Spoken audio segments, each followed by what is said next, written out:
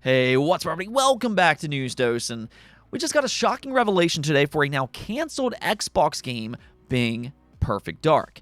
Well, apparently its cancellation wasn't necessarily as straightforward as we might have originally thought, and there is another timeline where we could have even gotten a release. But Microsoft stopped that from happening. So there's going to be a lot of debate over this decision and whether they made the right choice or not. And I'm going to kind of explain why they did what they did and also what this could potentially mean for the future of Perfect Dark. Now, we also have a troubled PlayStation game to talk about, which, I don't think is all that surprising, but we are going to get into that as well. First, though, I do want to thank my supporters on Patreon and on YouTube memberships. Thank you just so much for what you do, and you will receive this video through early access. Let's go get right into things, though, starting off with Xbox Game Pass. They just revealed their first wave of September games, which you can see here. The first 16 days of the month includes Hollow Knight Silksong, Roadcraft, I Am Your Beast, Cataclysmo, Paw Patrol World, and last but not least, Nine Souls. Now, that's actually for the standard tier, but Nine Souls is one of the better Metroidvanias that you can play. It's not just a looker. It really turned out to be one of the most beloved within the genre, so definitely check out Nine Souls if you haven't already. But obviously, the big highlight of the month is the long-awaited Hollow Knight Silksong. It's been 7 long years since the first game took the world by storm, and now we're just kind of, waiting and hoping that the sequel lives up to its lofty expectations. Either which way, though, the fact that it's included in something like Game Pass Day 1 really is amazing. From a quality standpoint, I think this will be one of the biggest inclusions all year long. Now, at the same time, I will point out that Silksong is actually priced extremely well, whether you play it on Game Pass or not. It's only $20. That's now officially been confirmed, which is kind of crazy when you start to consider the landscape of games and just how expensive they are. Not only are prices continuously going up, but even if you look at the Metroidvania genre, a lot of them anymore are right around $30 to $40. And none of them are even remotely as popular as something like Hollow Knight, which sold 15 million copies. And just to add to that, more good news for Silksong, because Team Cherry also announced that the Switch 2 will get a free upgrade.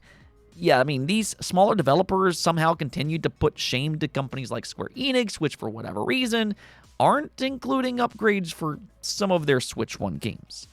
Now, we also got another update for the Rayman series. Yesterday, we talked about how Ubisoft reconfirmed the development for a brand new entry, and now we can add even more information to that because Insider Gaming claimed that it's a remake planned for 2026, and that sources tell them that it's been going extremely well. Not only that, though, but apparently they also have a Rayman 4 planned as well, but with an asterisk. They said that according to sources, the project is planned but will depend on Steambot's success, which Steambot is the codename for the Rayman remake. If put into production, though, it is expected to be released by the end of the decade. So, that's really good news, but also, I'd say, kind of scary at the same time.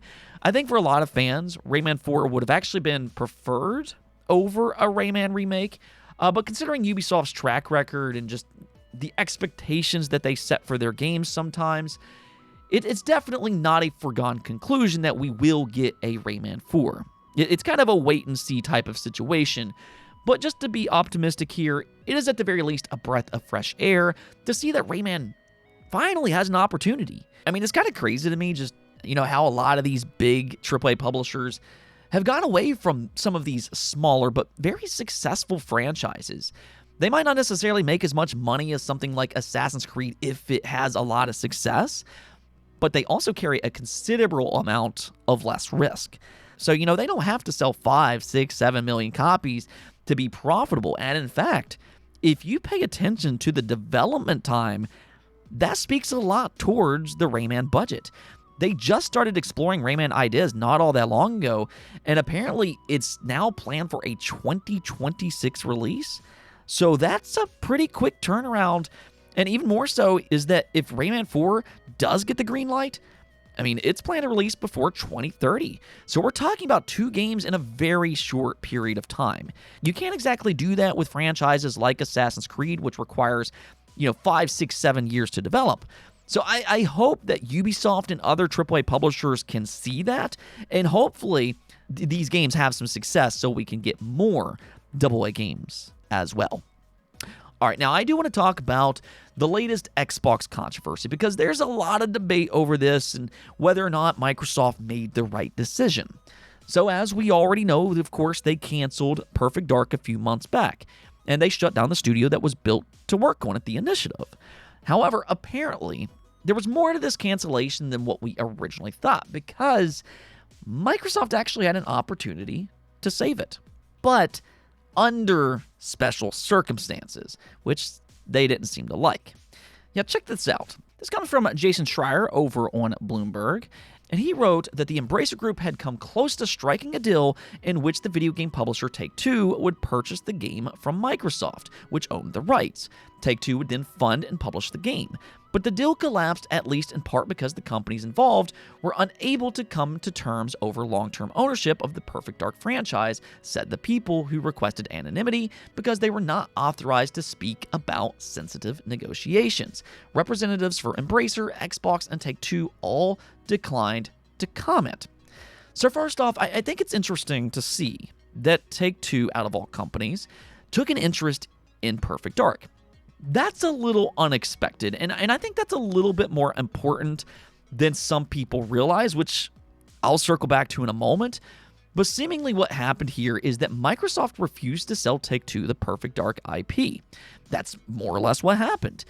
And my thing is that I can't really fault them entirely for that decision. Yes, I think it's a terrible look for them because they really haven't done anything with the series, painfully so, since the Xbox 360 days. So, coming from a Perfect Dark, I'm a huge fan of the series. This is an awful outcome, and I understand the disappointment. I was extremely disappointed when they first announced its cancellation, but at the same time, I do understand that IP is king for companies. I mean, really, if anything, this kind of tells us that even after the cancellation, Microsoft still views Perfect Dark as an important franchise for them. I mean, you have to kind of keep in mind that they sold the Hi-Fi Rush IP last year, so they're not necessarily opposed to giving up IP for certain franchises, but I think for them, and really for Rare in this case, they do view Perfect Dark as a meaningful franchise that could potentially return sometime in the future, whether that be under Rare or a completely different studio. Now, hopefully that will come sooner rather than later. I mean, crossing my fingers.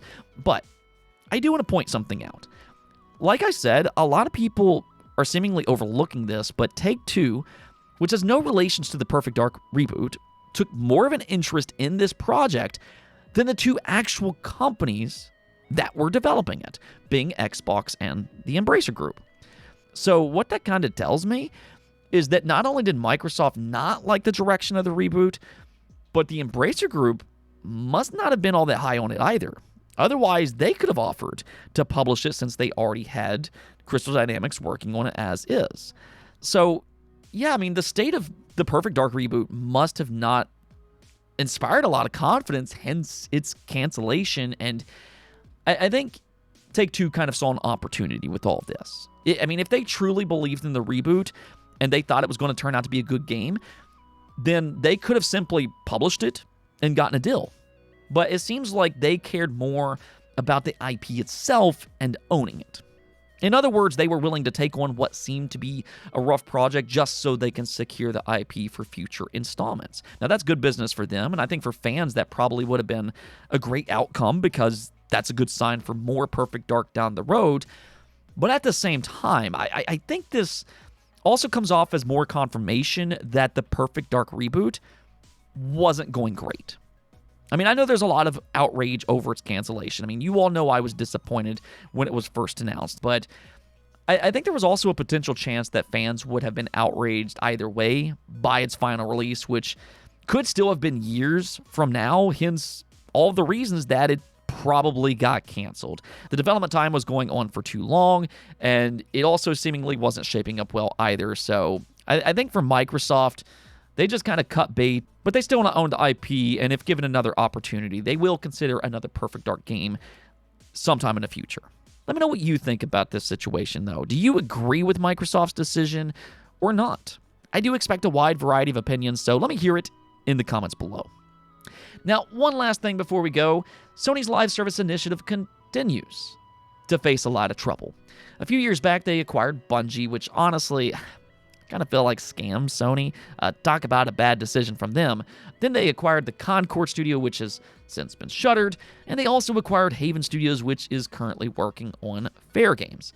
So, I mean, maybe Fair Games will give Sony the payoff that they want from their internal live service studios, but, I mean, so far it's not exactly looking all that great. Earlier this year, we had heard that its internal playtests were not received all that well, and shortly after that, the studio head, Jade Rayman, left the studio. So that was already a bad sign, but today, it actually got worse. This was discovered on Reddit, and we'll just read it here. Daniel Drapu, I'm sorry if I'm not pronouncing that correct, but the game director at Haven Studios, Fair Games, was one of the first people at the studio. He worked here from the day it was founded in 2021, approximately 4.5 years. He left quietly without announcing it, simply stating that he had joined Warner Brothers Games Montreal as creative director in August of 2025. So, I mean, by this point, things continue not to look great for this studio. I mean, I suspect that Jade Rayman was forced out after playtests weren't received well, but I'm not so sure about the creative director. To me, this seems more like things aren't going well, so let's just leave before it's too late. And I don't know. It seems like Sony is trying to salvage this game, kind of similar to the Marathon situation over at Bungie, but clearly these games aren't shaping up well. And we could very well have some more Concord situations incoming. These games very well might flop, and flop quick. I mean, what I'll kind of say is that whoever signed off on these acquisitions over at Sony, seriously, those people need to face some scrutiny because this is ridiculous. Sony shifted to a more live service approach this generation, and this is the outcome. Failed game after failed game after failed game. And the thing is that I don't even think that this is surprising. I've been talking about this exact situation for years on the channel. Sony has always struggled with multiplayer games. This is not news. And it's crazy just how far they have strayed away from what made the brand so special in generations past. Those beloved single-player experiences. But here we are, and this is where they're putting their funding. And this is the results that we get. A wasted generation for PlayStation. Anyways, though, that's going to be this episode. But until next time, make sure to subscribe, ring that bell, and peace out.